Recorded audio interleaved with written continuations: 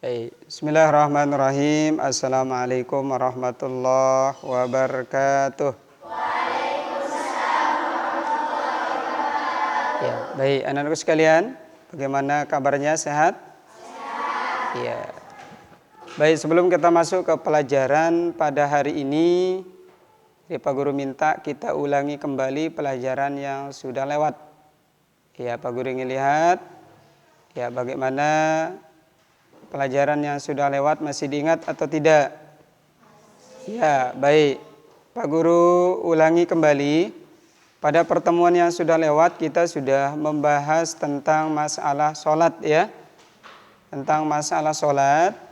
Jadi sholat itu ada yang wajib, ada yang sunnah. Kalau sholat yang wajib itu berapa waktu? 5. Yang pertama apa? Zuhur, Asar, Maghrib, Isya. Oke, berarti masih ingat. Kemudian yang kedua, kita sudah membahas tentang syarat wajib sholat. Ada 3. Syarat sah sholat ada 5. Kemudian rukun sholat ada berapa? 14. Coba saya minta satu orang mewakili teman-temannya untuk menghafalkan saya tentang rukun sholat. Saya minta ini Dinda Hidayatullah. Coba Dinda Hidayatullah, hafalkan Pak Guru rukun sholat. Ada berapa Dinda? 14. Coba sebutkan.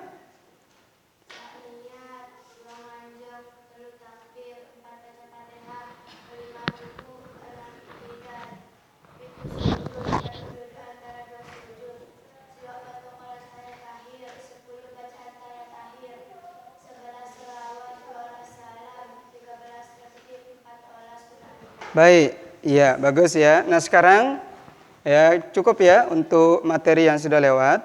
Sekarang kita masuk ke materi yang baru, yaitu tentang toharah. Ya, tentang apa? Toharah. Jadi mungkin nanti Pak Guru hanya akan memberikan gambaran umum saja. Nanti kita lebih masuk kepada diskusi kelompoknya, ya. Ya.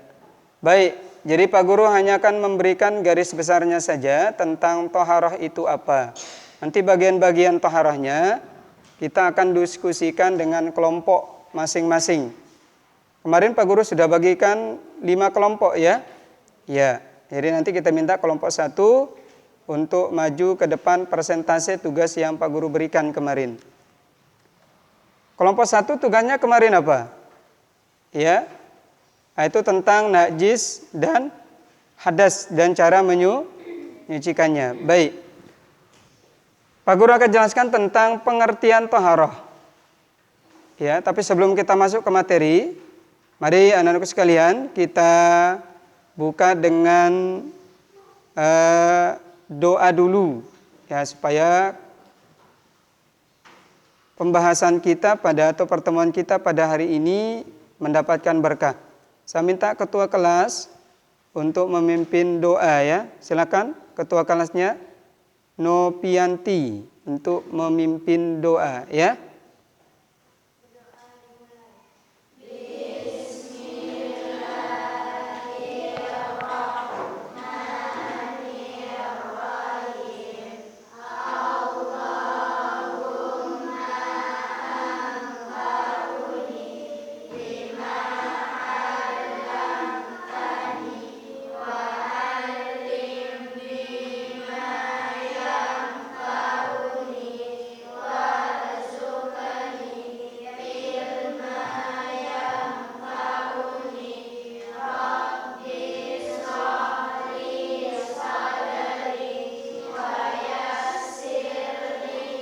Kan dia.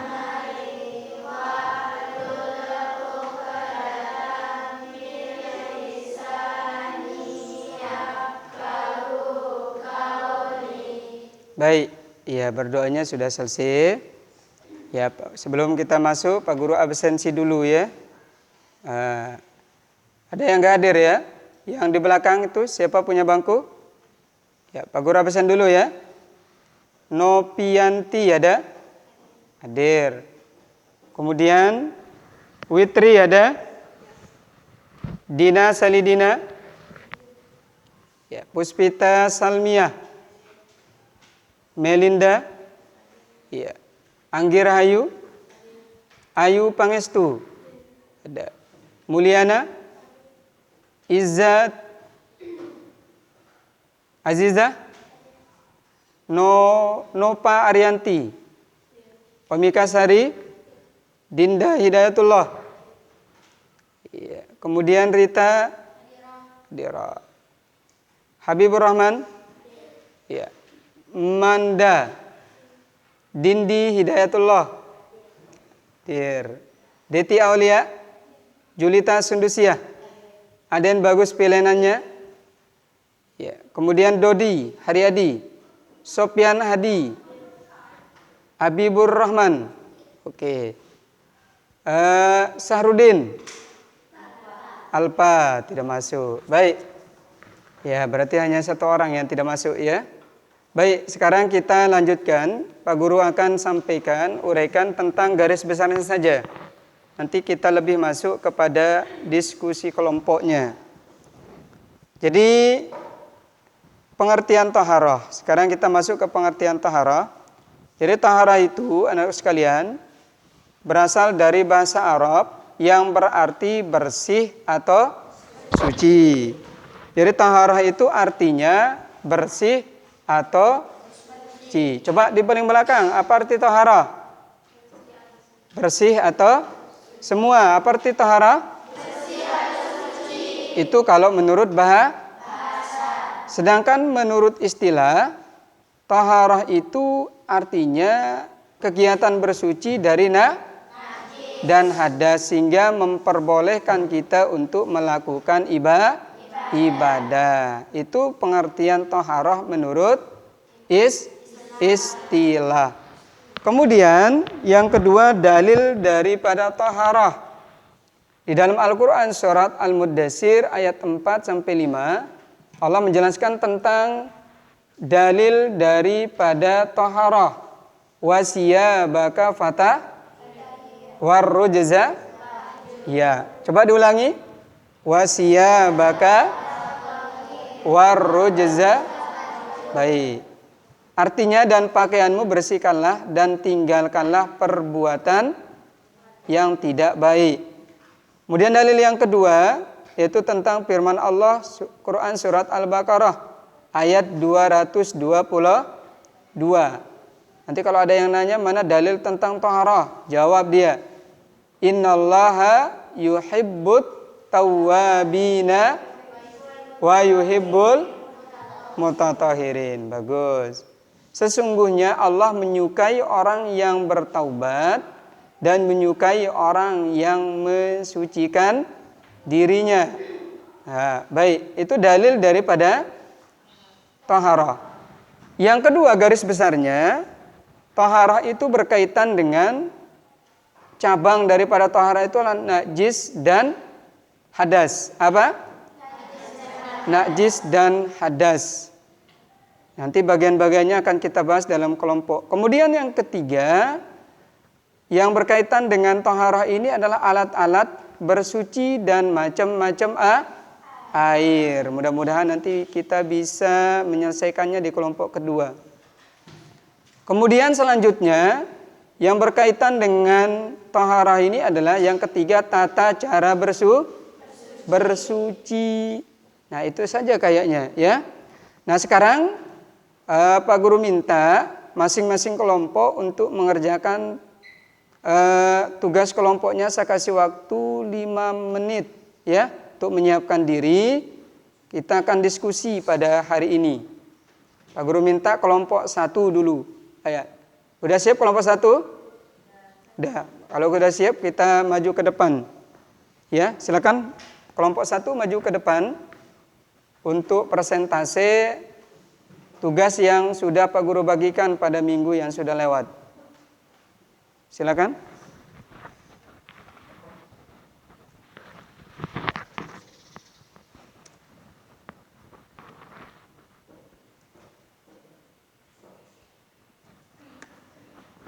Kemarin tugasnya apa kemarin Pak Guru kasih? Yang kelompok 1. Itu najis dan hadas ya. Oke, silakan duduk di atas. Kita presentasi. Duduk tumpang sila udah ya.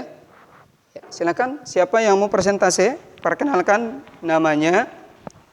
Siapa yang presentasi? Puspita, silakan. Belakangan ya. Belakangan. Ya. Ya, salam dulu. Kemudian sebutkan kelompoknya, kelompok berapa, nama teman-temannya. Silakan. Waalaikumsalam warahmatullahi wabarakatuh.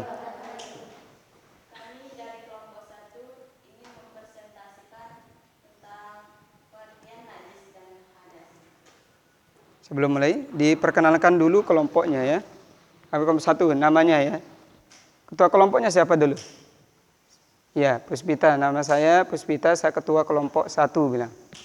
Nama saya Puspita Samia, saya ketua kelompok 1. Anggotanya siapa saja silakan. Anggotanya di sebelah kanan saya Anda Agustina, Nurti Aprianti, Andi Rahayu, dan Media Apriani. Oke. Sudah ya. Silakan dipresentasikan di depan temannya tentang tugas. Tugasnya tentang apa? Najis dan Oke, silakan dipresentasikan dulu ke temannya. Pengertian najis dan hadas.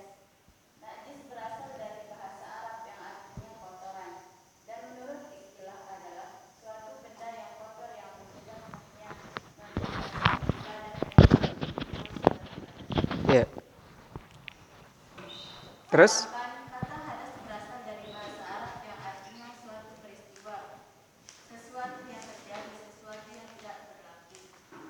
Sedangkan dalam istilah adalah keadaan tidak suci bagi seseorang sehingga menjadikannya tidak sah dalam melakukan ibadah. Macam-macam najis dan tata cara taharatnya. Dalam hukum Islam ada 3 macam najis, yaitu najis muhaqqaqah,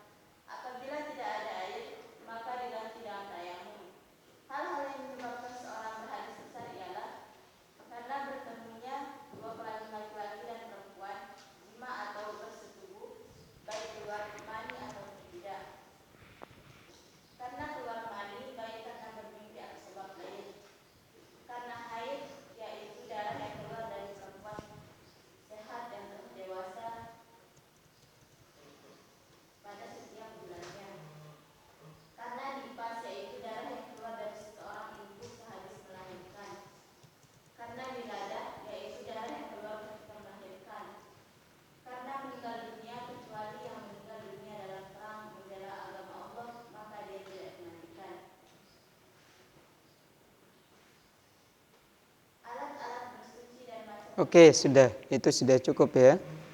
Baik, sekarang Pak Guru yang akan menjadi moderator ya untuk kelompok 1 ya. Jadi Pak Guru akan menjadi langsung moderatornya ya. Ya, jadi kelompok 1 kita buka ya untuk kelompok 1 3 sesi pertanyaan ya. Nanti adik-adik bisa bertanya di kelompok 1 tentang apa yang sudah dipresentasikan tadi. Ya. Silakan, mungkin ada pertanyaan? Ya, silakan. Pertanyaan pertama dari sebut namanya. Silakan Ya, pertanyaannya? Oke. Dari Witri ya. Bagaimana cara bentar dulu. Bagaimana cara menyucikan najis ainiyah? Bagaimana cara menyucikan najis ainiyah? Oke.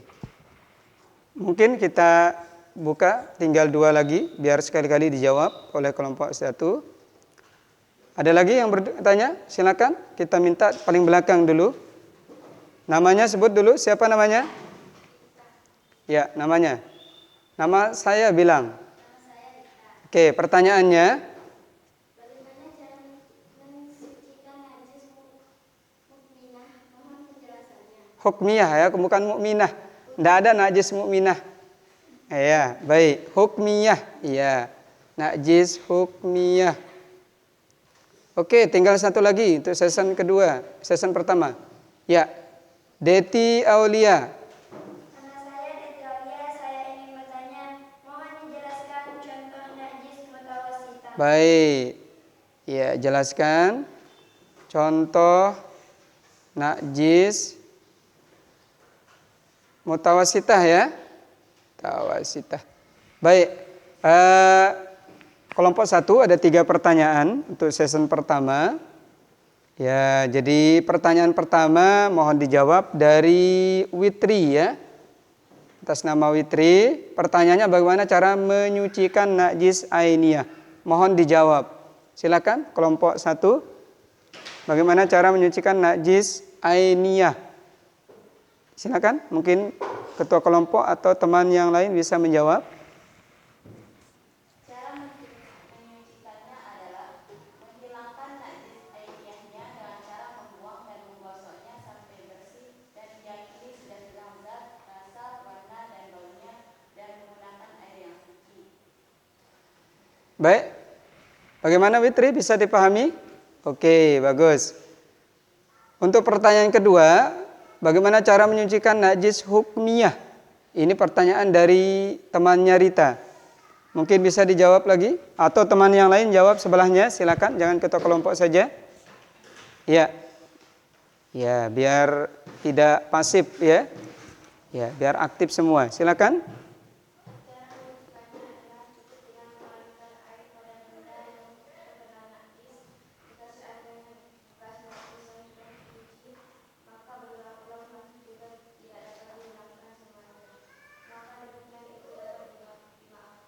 Oke. Itu ya, bagaimana Rita? Bisa dipahami jawabannya? Oke, sebelum kita masuk ke pertanyaan yang ketiga, Pak Guru sampaikan. Jadi untuk hari ini kita mungkin cukupkan 1 kelompok saja karena mengingat waktu ya. Ya, jadi mengingat waktu yang tidak cukup, nanti kelompok kedua kita akan bahas di pertemuan berikutnya. Untuk kelompok kedua nanti presentasinya di pertemuan berikut. Baik, pertanyaan ketiga, jelaskan contoh najis mutawasitah. Ini dari temannya Deti Aulia. Mungkin yang lain bisa jawab selain Nopianti? Ya, silakan.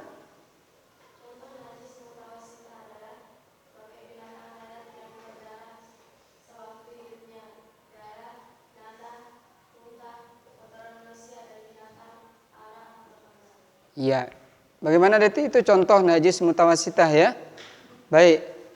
Jadi dari hasil presentasi yang ada, ya untuk kelompok 1 ya cukup lumayan sudah bagus. mulai dari persentase, kemudian dari pertanyaan-pertanyaan yang diajukan temannya bisa dijawab dengan baik. Jadi mudah-mudahan kelompok berikutnya sama dengan kelompok 1 atau lebih baik lagi ya, lebih bagus lagi. Namun demikian tentu masih banyak kekurangan yang harus kita lengkapi, seperti dalam diskusi itu jangan kaku, jangan hanya terfokus dengan jawaban yang sudah ada, tapi bisa dikembangkan lagi ya. Ya, bisa dikembangkan, bisa berinovasi dengan kata-kata yang lain. Jadi tidak mesti dengan kata-kata yang sudah kita susun atau buat. Bisa dikembangkan ya. Ya. Baik, untuk kelompok 1 kita cukupkan. Jadi saya simpulkan nanti setelah ini. Silakan. Kelompok 1 boleh duduk.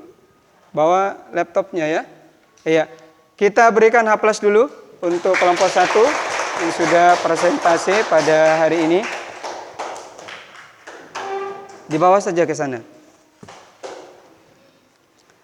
Baik anak-anakku sekalian, itu salah satu contoh cara presentase ke depan dari tugas yang sudah Pak Guru kasih pada minggu yang sudah lewat. Nanti pada pertemuan berikutnya kita minta kelompok 2 ya. Kelompok 2 untuk presentase ke depan. Nah, pertama caranya, kalau presentase pembukaan dulu, ya sambut salam, pembukaan. Kemudian langsung presentasi, nanti ada session diskusi. Kemudian setelah itu ditutup dengan salam. Tadi tidak ditutup salam ya. Ya, nanti kelompok kedua, supaya nanti sebelum turun ditutup dengan salam dulu. Ya, ya, baik. Tapi tetap Pak Guru apresiasi untuk kelompok 1 sudah lumayan bagus sekali. Ya, namun demikian kekurangan itu terus kita tambah. Ya anak-anak sekalian ya. Baik anak-anak sekalian, karena sudah waktu. Jadi sebelum kita tutup, Pak Guru simpulkan bahwa kesimpulannya adalah segala macam-macam najis, hadas ya, harus disucikan. Baik itu berupa najis mughallazah, mutawassitah maupun muhaffafah. Pada intinya semua najis itu tidak diperbolehkan untuk kita bawa.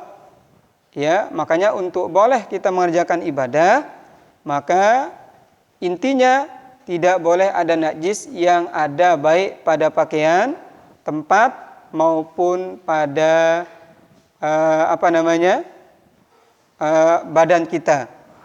Supaya ibadah yang kita lakukan diterima oleh Allah Subhanahu wa ta'ala. Kemudian terakhir, sebelum Pak Guru tutup, mungkin di antara adik-adik ada yang mau bertanya? Mungkin ada yang mau bertanya atau belum paham dari pertanyaan tadi? Semua sudah paham ya? Sudah paham semua? Ya, alhamdulillah. Kalau tidak ada pertanyaan, jadi mungkin Pak Guru cukupkan saja sampai di sini. Sebelum kita tutup, Pak Guru sarankan, jadi tetap thaharah itu diaplikasikan dalam kehidupan kita, baik di dalam diri kita, keluarga kita, masyarakat kita, lingkungan kita, karena thaharah itu pangkal dari kesehatan. Jadi maka perlu dibawa di semua lingkungan dan aspek kehidupan kita. Dan terakhir, untuk pertemuan kita pada hari ini kita cukupkan. Jadi untuk lebih barakahnya pertemuan kita pada hari ini, untuk kelompok 2, Pak Guru sarankan bisa membawa media apapun. Bisa membawa media atau alat-alat peraga supaya teman-temannya lebih lengkap, lebih cepat paham. Seperti tadi kelompok 1 membawa laptop untuk alat persentase, itu bisa. Nah, nanti kelompok 2 bisa membawa LCD atau alat-alat yang lain supaya teman-temannya lebih cepat mengerti, lebih cepat paham. Itu ya. Baik, sebelum Pak Guru tutup, kita akan ulangi kembali sedikit, ada 2 pertanyaan saja untuk anak-anakku sekalian. Ya, kita coba 2 session pertanyaan saja. ya, untuk menguji atau mengasah kemampuan kalian dalam mendengarkan diskusi yang tadi. Ya. Pak Guru minta 2 soal saja ya semuanya ya.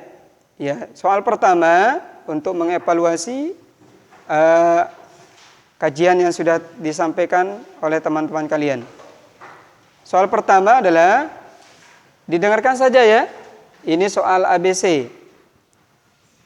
Suatu najis yang cara menyucikannya cukup dipercikkan dengan air disebut A. Najis mughallazah, C. Najis muhaffafah, C. Najis mutawassitah, D. Najis hukmiyah. Jawabannya mana?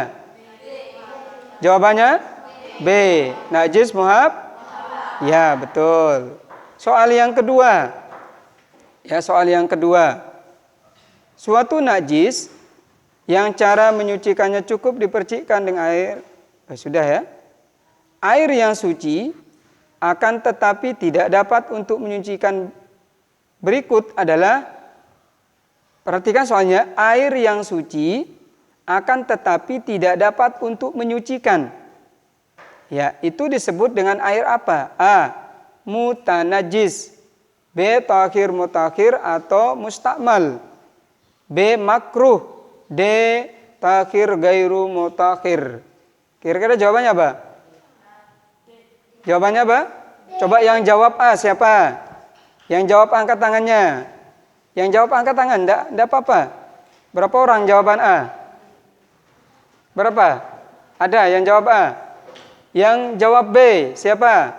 Tahir mutahhir. Berapa orang jawab B? Coba angkat tangannya dulu. Yang jawabannya B? Ya, enggak ada. Yang jawaban C, tahir mutahhir. Kalau B makruh ya. Kalau C tahir mutahhir atau mustakmal.